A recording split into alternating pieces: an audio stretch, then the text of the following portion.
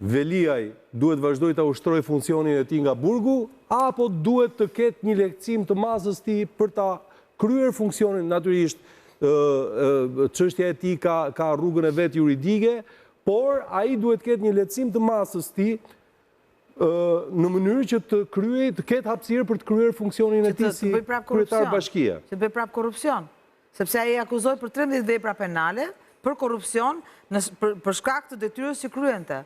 Edhe prandaj e thash dhe që parë. Nuk po përballet me vepra penale. Më fal, domethënë nuk duhet bëjmë më debatus. Po ti thua që të bëj prap korrupsion. E para e punës njerë nuk e kemi vërtetuar ka bërë korrupsion apo jo. Është duke hetuar. Ajo gjë është duke u hetuar. Më fal. Nuk i kanë dhënë akoma një akuzë zotrisë dhe nga ana tjetër, po një sekond, dhe nga ana tjetër do të shkojnë në gjykatë dhe do e vendosi gjykata atë. I ka bërë apo i ka kryer apo si ka kryer këto vepra penale. Kështu që, domethënë kjo që thua ti nuk e në zyrë se na bën korrupsion prapë. Do varash ujkut me lëçit në qafë? Unë do thosha po kështu po i bie. Po është kryetari i bashkisë, po derisa të dënohet të vazhdojë tjetër. Ai burg për 13 vepra penale. Dhe kjo e gjykatës kushtetuese po s'ka lidhje fare me penalen. Ai s'po rriqet vetë, sepse nuk kanë atë moral dhe atë integritet dhe atë dinjitet politikanët shqiptarë deri më sot. Ne kemi parë që nuk i shkul dot. Prandaj dhe Nano u rimbiversua këtë ditë. E kemi kryetar bashkie, po ta mbajmë në burg, se në burg e kontrollojmë s'ta bën dot korrupsion. Po ti jashtë ta bën korrupsion. A jap një argument? Më duket se ngatrove. Kryetari i Bashkisë New Yorkut ka më shumë se Veliaj vepra penale të pretenduara nga prokuroria dhe vazhdojnë hetimet, dhe ai vazhdon dhe bën kryetarin e bashkisë, madje fluturonte edhe jashtë vendit, erdhi edhe në Tiranë. Pra, në qoftë se kemi të bëjmë me shtet të drejtës, me presumim papajësie e kështu me radhë. Ajo ka lidhje me masën e sigurimit, ne e kemi diskutuar dhe masën e sigurimit. Ideja është tani kjo masë sigurimi, mund të lehtësohet apo jo? Me këtë vendim të gjykatës kushtetuese. Ne kemi diskutuar. Jemi në një situatë të re. Edhe në panele, domethënë që kemi diskutuar. Spaku sot dhe prokuroritë shqiptare kanë një standard. Fakti që po dënohemi nga Strasburgu është tepruar me arrestin në burg. Po është trend, pra nuk është se u bë për Velian kjo. Madje ketë politikanë sot që je nën akuzë, kur shef shifrat më dha, thotore pse s'është në burg, sepse është një standard. Pra ketë tjerë që nuk po i përmend emrin, kur shef shifrat e shpërdorimit, thot pse s'është në burg, sepse kemi një praktikë të konsoliduar tashmë të Spaku, që shifet rrezikshmëria e veprës, pasojat që kanë ardhur dhe vendohet masa e sigurimit. Tani masa e sigurimit Veliet është vendosur nga gjykata.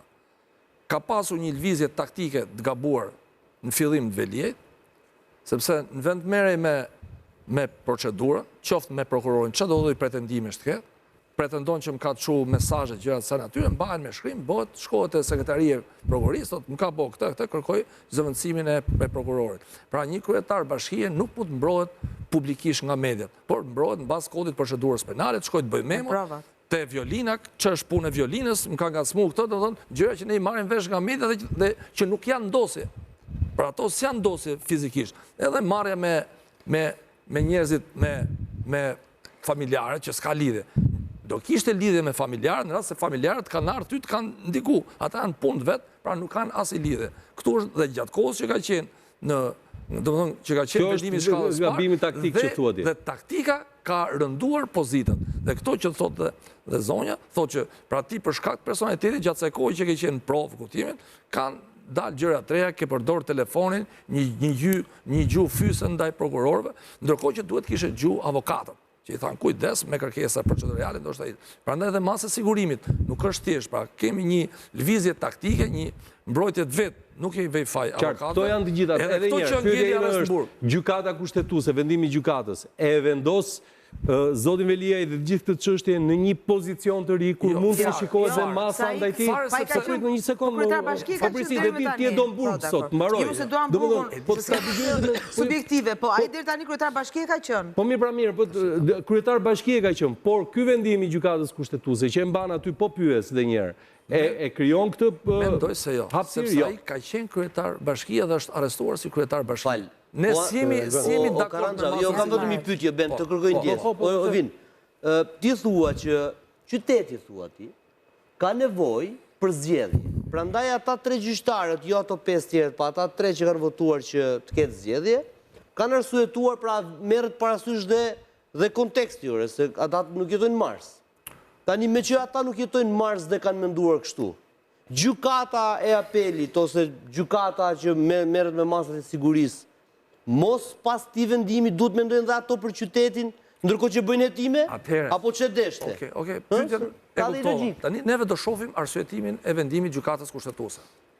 Nëse gjykata kushtetuese shprehet si gjykatë më e lartë dhe për këtë pikë, me këto prova, me këto dhëna, pra do më kemi një procedurë administrative, kemi edhe një procedurë. Do më ne që gjykata kushtetuese shprehet për nuk do shprehet çështjen e masës së arrestit. Atëherë, pra ne për masën nuk e ka objekt fare punën saj ato.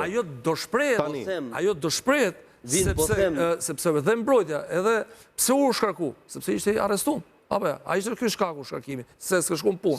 A do shprehet për arrestin. Pra këtu indirekt, ndoshta jo direkt për masën.